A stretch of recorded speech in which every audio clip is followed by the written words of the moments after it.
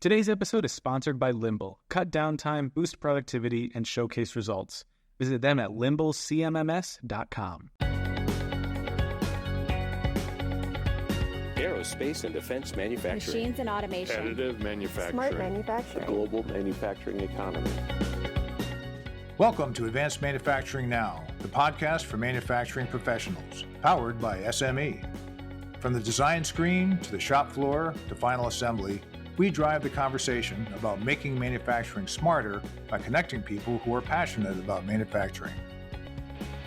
Hello and welcome to Advanced Manufacturing Now, the podcast for manufacturing professionals.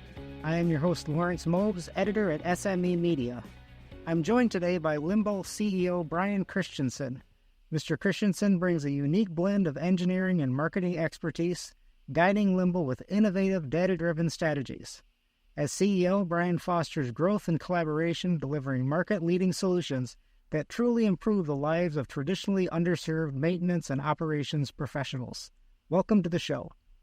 Our topic today is the value of integrating technology platforms across your operations. But before we get started, Mr. Christensen, can you tell me a little bit more about yourself and your organization? Yeah, I'd be happy to. My name is Brian Christensen. I'm founder and CEO of Limble. A little bit about myself. I'm a full-stack engineer turned marketer turned sales rep turned everything. I've been doing entrepreneurship from a very young age, and I was lucky enough to come across the maintenance management space about a decade ago, a little over a decade ago, actually. And I was absolutely blown away by all of the troubles and difficult times that maintenance professionals were running into maintaining their equipment. Now, like I mentioned, my background really is full stack engineering, and when I came across the maintenance professionals, I just immediately knew that this is a place that could make a huge impact. The workflows that they were doing were very broken. They didn't have great mobile apps.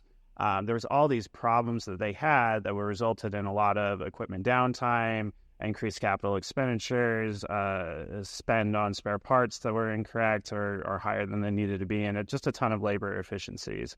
And so, using my engineering capabilities, I went out to build software that would change their lives and just really improve things. And so, I went out, interviewed close to 200 maintenance managers and facility managers, really learned the ins and outs of all the pains and problems, and then use the engineering skills to build Limble. Limble today now, and we'll probably get into this a little bit later in the podcast, but Limble today now serves a little over 3,300 customers all around the world, and I think we have 50,000 plus locations that depend on our software to keep operations running smoothly. Oh, that is impressive. You mentioned some of the problems that manufacturers do have, but what exactly does maintenance software like Limble do? What does the software do that solves these problems? Yeah, so there's four main areas of savings that we do. So the first one is downtime prevention. So every manufacturer, if your production line goes down, you know intimately how painful that can be. And how much money it costs every single hour that manufacturer line is not producing. So our software helps make sure that your maintenance teams are doing the right tasks to make sure that downtime doesn't occur. And when that downtime does occur, when something breaks unexpectedly, your team can quickly fix it. And so this is done through a variety of modules in the software. First and foremost is the asset inventory. So know what you own. So this production line has a press, a conveyor belt, whatever other thing. And so the first thing is just simply knowing what you own. The second aspect or module is a preventative maintenance module. So that's a scheduling system to say, go grease this gear once a month, for example. And that PM module also has the mobile app attached so that your technician, your maintenance tech, can just get pinged on his phone to go and do that task. And then you, as the operation manager or maintenance manager or whoever's looking at the work, can see that, Bob, the tech, actually did the PM. And then lastly is the spare parts of helping prevent that downtime. If you have the part on hand, you can fix the thing faster, and that reduces the downtime.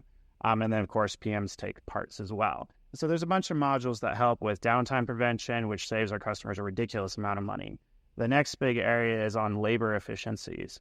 And so your techs, you want them turning the wrench as much as possible. You don't want them trying to track down an assets manual. You don't want them trying to talk to another colleague to figure out what the PM is.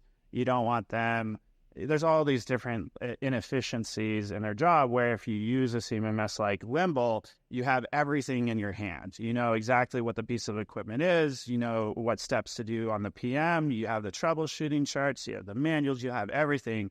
That way the technicians can spend more time turning the wrenches versus actually having to do all the things that I just mentioned. And so our customers save a ridiculous amount of money when it comes to just labor efficiencies because their staffs are able to function a lot better. In fact, a lot of our customers see an increase of up to 41% of labor efficiencies. And then the last area, and there's more areas to go on, the last one I'll cover here on the podcast is really on spare parts spend reduction. And so whether it's belts or bearings or fans or motors or whatever the case that you need to buy in order to keep your manufacturing lines running, your production lines running, all those, and you all are aware, these are very expensive. You can be spending hundreds of thousands of dollars, if not millions of dollars, depending on your manufacturing size, to just with all the spare parts that go into maintaining and fixing things when they break. Our inventory systems help make sure that you're stocking just enough and not too much. And then also if there's things you're stocking you're not using anymore, that you'll be notified. And there's a whole bunch of other things we do, like PO system and whatnot, but all of those add up into you not having to spend as much money on spare parts. And I'll talk about this maybe a little bit at the end, but we even have a new product coming out here soon that's going to help you find the cheaper price even at the very beginning. And so our customers also save hundreds of millions of dollars, if not more, on just reduction of spare parts spend. So I'll pause there because that was a lot of info. Yeah, that is a lot. That's good info, though. Very good info. All right, you mentioned downtime mitigation. You mentioned the maintenance and preventative maintenance concerns and a few other things. But if you were to make one argument at a high level, why should manufacturer organizations integrate maintenance software into their other technology platforms? What's the big reason behind making that investment and that change? The biggest reason for a manufacturer is downtime, 100%, because when you can't produce your widgets, you can't perform well as a manufacturer. And one of the core things of a manufacturer to do is to produce and be able to, whether it's bottles of Coca-Cola or whatever, get those produced and out into the hands of customers. And so that is the core function of your business. And so downtime prevention is incredibly important. And I've seen this because we've helped 1,000+ manufacturers go from a reactive break fix type maintenance strategy to a true preventative. And it makes a world of difference. In fact, there was one customer, which I can't say their name, unfortunately, but they started us at one plant, and they had 30 plants.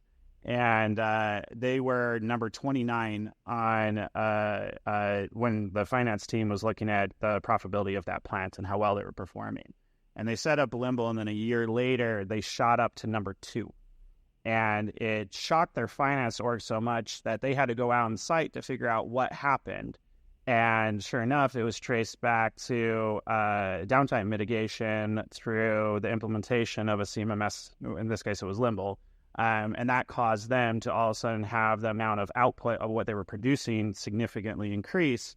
But then also just capital expenditures on these other things, just spare parts and all that decrease. But that downtime mitigation was insanely impactful for that customer, and they're one of our best customers, honestly. All right. Well, you definitely mentioned downtime. That certainly is a big concern for sure. But some of the challenges that come from having disparate technology systems and siloed maintenance teams that may not be communicating with each other or between each other.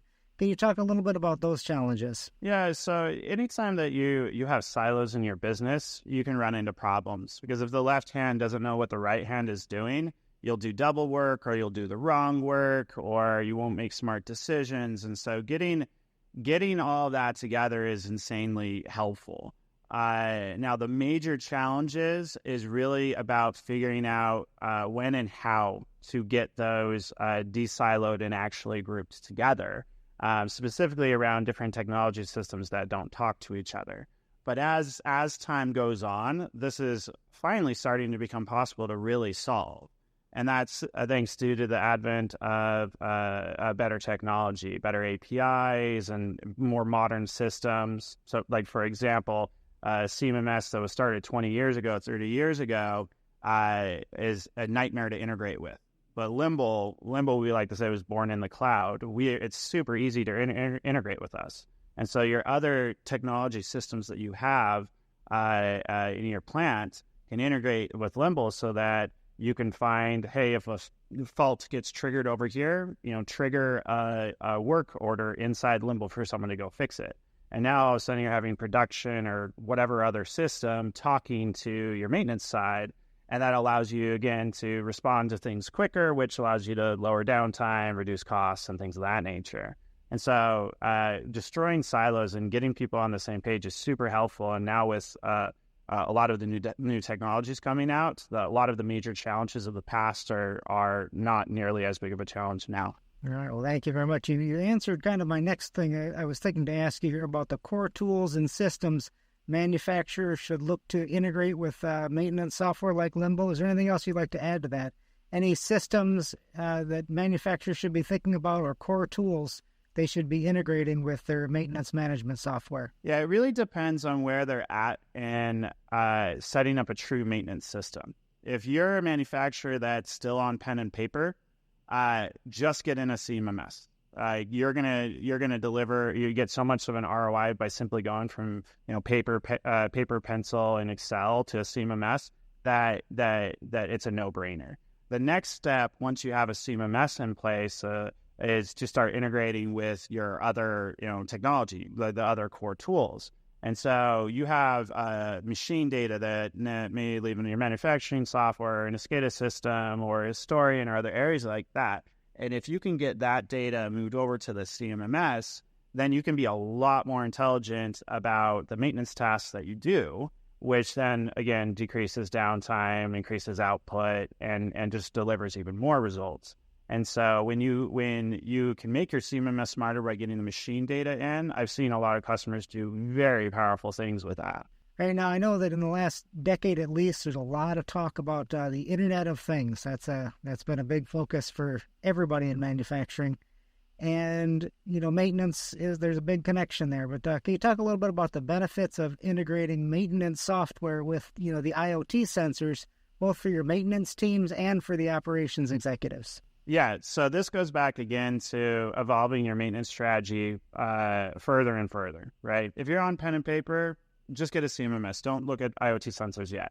But if you have a good system going and you want to make it even better because the assets that you're managing are very critical and you can't have any downtime, then IoT sensors works beautifully for that. Or if there's equipment that there's larger safety concerns or compliance concerns or other concerns that make it that a failure is just not acceptable, IoT sensors can be really, really, really helpful with that.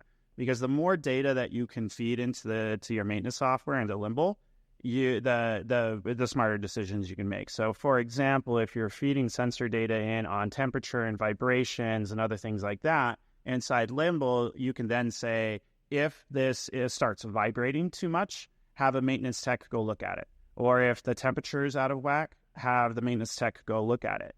And all of this just, again, allows you to actually be predictive about your maintenance and go fix things before they actually break. And so these type of setups should be more reserved to more critical pieces of equipment, but really it's really beneficial for most pieces of equipment. It's just a little bit more difficult to set up, so we normally advise going for more of the more critical.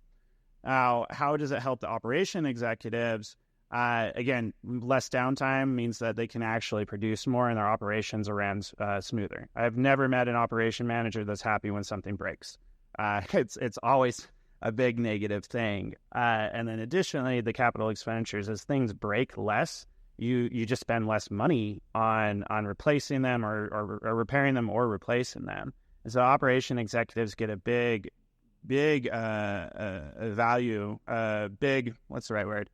A big return for the work that you're doing here if you're willing to make the investment in the IoT sensors. Right now on the maintenance teams, operations executives on the ERP system side, what's the benefits of integrating maintenance software with ERP systems? Yeah, so a lot of that is to help the finance teams. So the finance teams, the ERP is like their system of record. It's everything that's important to them. And honestly, ERPs are the backbone of the entire business. And so since the CMMS is so much about saving costs, and a lot of money moves through maintenance systems and what I mean by a lot of money moves through it is you're using a lot of parts and you're fixing a lot of assets. There's a lot of work that goes into it. And so getting that data into your ERP so you have transparency in what's happening to that asset and what you're buying and whatnot allows you to run a better business. And so getting integrated, whether it's SAP or NetSuite or any of those other ERPs with Limble, you get a big lift on your finance team, I should say, gets a big lift on being able to be smarter for the business. And of course, your customers have a big stake if they're, integrating a CMMS, and Limble has a big stake if you're, guiding them through that process. But how does Limble prioritize the integrations to help ensure that their customers can realize the furthest reaching benefits of a technology like an integrated technology stack? Yep. So we actually just got a partnership with SAP. We're a silver partner now, if I remember correctly. And part of that is pre-building the integration that allows you to set these up a lot easier so that you can get more of the value. Where a lot of people in the past would run into the problem where they would have to integrate and they would do a custom integration and it would be a lot more work. So they weren't able to integrate it as deeply. But because we've partnered with SAP and really dug the relationship, or not dug, but increased the relationship, made it go deeper, we can deliver more of an integration for less cost, which then allows you to get more benefit out of the integration. So you're not just syncing POs where you're syncing POs and parts and assets and work orders and whatnot. And we're very excited about that partnership, and it's going to deliver a lot of value to our customers because SAP is a very, very common ERP. There's got to be some challenges you've run across, in the processes you've dealt with. But can you talk about some of the bigger challenges that you've encountered, that your customers have encountered? Yeah, and it's funny. It's changed over time. In the earlier days, it was hard to get to help maintenance teams, help the manufacturing, the operations teams really understand the advantages of preventative maintenance and be able to change that mindset of the maintenance department as a cost center and change it to the maintenance department is actually a way to make money. And originally, back when I started the company, there was a lot. That was one of the big challenges. Like the maintenance team wanted it, but the company wouldn't approve the budget because they just didn't want to put more money towards maintenance. And there was a lot of work that we had to do to help make it easier for our customers to show the ROI of what a really well-run maintenance organization can do when they're doing preventative maintenance that lowers the downtime and all of that. And so luckily, over time, more and more manufacturers and even people outside of manufacturing, this is a general theme across many industries, but most people are realizing, wow, maintenance, you can make a lot of money if you run maintenance the right way because everything just works better. And that means you can produce more widgets and et cetera, et cetera. And so that's becoming less of a problem nowadays. I would say the biggest problem we're probably running into is just getting the word out there and getting more and more people to hear about this software. The CMMSs in the past were very difficult to use and very hard to set up. And so a lot of people kind of had bad relationships where it's like, oh no, it's going to take a year to set up a CMMS. We're not doing that. It's too much of a headache. Where here at Limble, you can get started in just a couple of minutes and you can actually be getting an ROI for all the work that you're putting in as little as 3 weeks. And so helping change and letting people know that it's not actually, setting up these systems are not insanely difficult, actually. Like you get a really phenomenal world-class modern CMMS like Limble, and you have our team help you because we're super dedicated to our customer success. You can have a good CMMS running in as little as 3 weeks and start seeing the effects of a great preventive maintenance plan and whatnot and start getting the returns that I just mentioned. But again, changing the market's concept when they have been burned in the past by older CMMSs is is a challenge that hopefully we won't be running into for too much longer as the market gets educated. You've given us a lot of information, a lot of good things to consider and think about, but before we wrap things up, are there any other last things you'd like to add that we haven't covered so far that you haven't got a chance to talk about, that you're itching to talk about? Just two things. First is if you're running pen and paper or Excel or an older CMMS or even a more modern CMMS, check us out. We've helped, like I mentioned, 3,300 customers, a whole bunch of manufacturers, and we've seen some insane results. And we can do the same for you. And so, by all means, please come check us out. Just go to limblecmms.com. Our team is more than happy to talk to you, show you exactly what we do, but more importantly, see what challenges that you're running into, and just making sure that we can actually deliver the results that I was mentioning earlier. So check us out, and I'm pretty sure that we'll be able to help. And then the second thing is to watch out for a second product we're going to be releasing here soon. That's all around procurement of parts. One of the big challenges that we saw our customers running into is they would be buying parts from 10, 20 different places or even more. And when you go and actually compare prices across all those vendors, it was extremely shocking. So, for example, if you're buying a bearing, maybe it's $1,000. When we went out and checked, sometimes you would find that same bearing for as little as $400. And as soon as I saw that, I was like, "Holy cow! This is insane. We need to get this in the hands of our we need to automate this and get this in the hands of our customers because it's going to save them a ridiculous amount of money." And so, watch out for that second product. You'll hear a lot more from us in January, February about it. All right. Well, thank you very much. Thank you very much, Brian, for joining us today. You've shared a lot of great insights. It's been very informative for me personally, and I expect for our audiences too. We appreciate you taking the time to talk with us today, and I do have one last question for you.